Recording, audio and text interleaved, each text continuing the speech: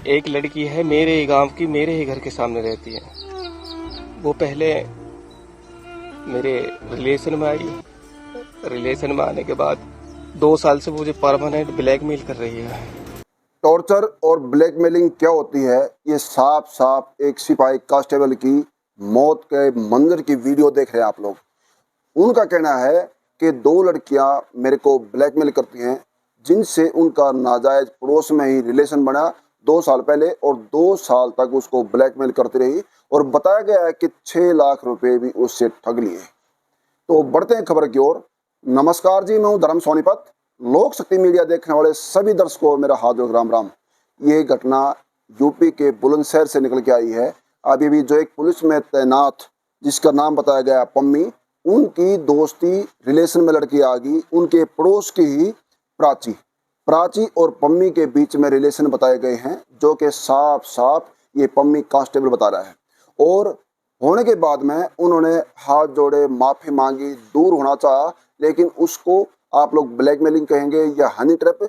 जब एक पुलिसकर्मी उस चीज को सहन नहीं कर पा रहा, ब्लैकमेलिंग को, तो आम आदमी कैसे जी पाएगा। जब एक पुलिसकर्मी खुद की लड़ाई नहीं लड़ सका, खुद को इंसाफ नहीं दिलवा सका, जबकि रिलेशन था दोनों के बीच था, उतना ही दोषी वो लड़की भी थी, जबकि मौत झेलनी पड़ी एक सिपाही को। तो बढ़ते खबर की ओर।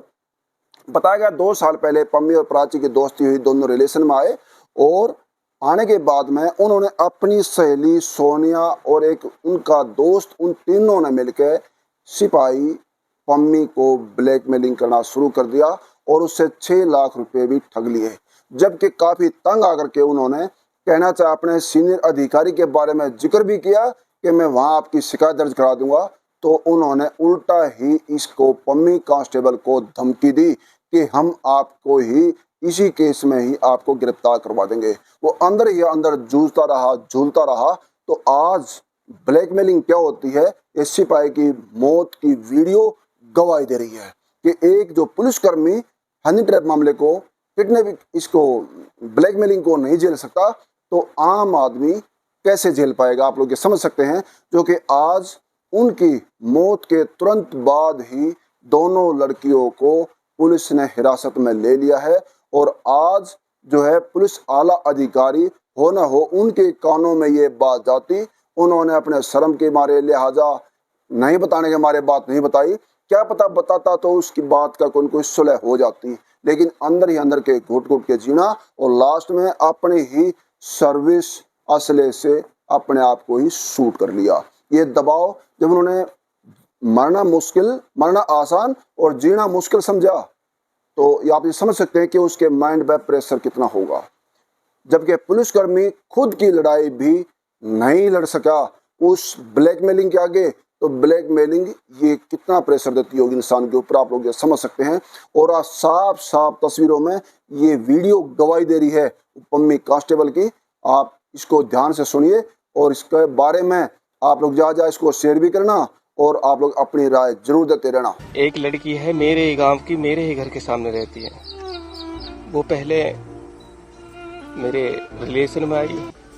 रिलेशन में आने के बाद 2 साल से मुझे परमानेंट ब्लैकमेल कर रही है।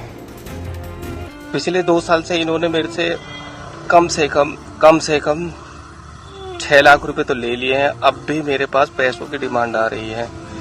मैं इनसे कुछ कहता हूँ, इनके नाम की एफआईआर करने के लिए कहता हूँ, तो ये कहते हैं क्या नाम है, हम तेरे नाम की उल्टी एफआईआर कर देंगे, जेल चला जाएगा। मैं 2 साल से इतना ज्यादा परेशान हूँ कि मैं, कोई लड़की एक पैसों के लिए अपनी इज्जत को दांव पे लगा सकती है, ये मैंने अपनी जिंदगी में पहली बार देखा है। मैं पैसे इन्हें कहाँ से ला के दूंगा। मैं इतना ज्यादा परेशान हूँ कि बहुत ज्यादा, मैं किसी से कुछ नहीं कह सकता। और ये तीनों के तीनों, मैंने इस लड़की के पीछे इसी प्रेशर में एक बार जहर भी खा लिया था कि मैंने इसके हाथ पैर लड़की के सब चीज जोड़े कि मुझे माफ कर दे, गलती हो गई, पर इसने मेरी एक तक नहीं सुनी।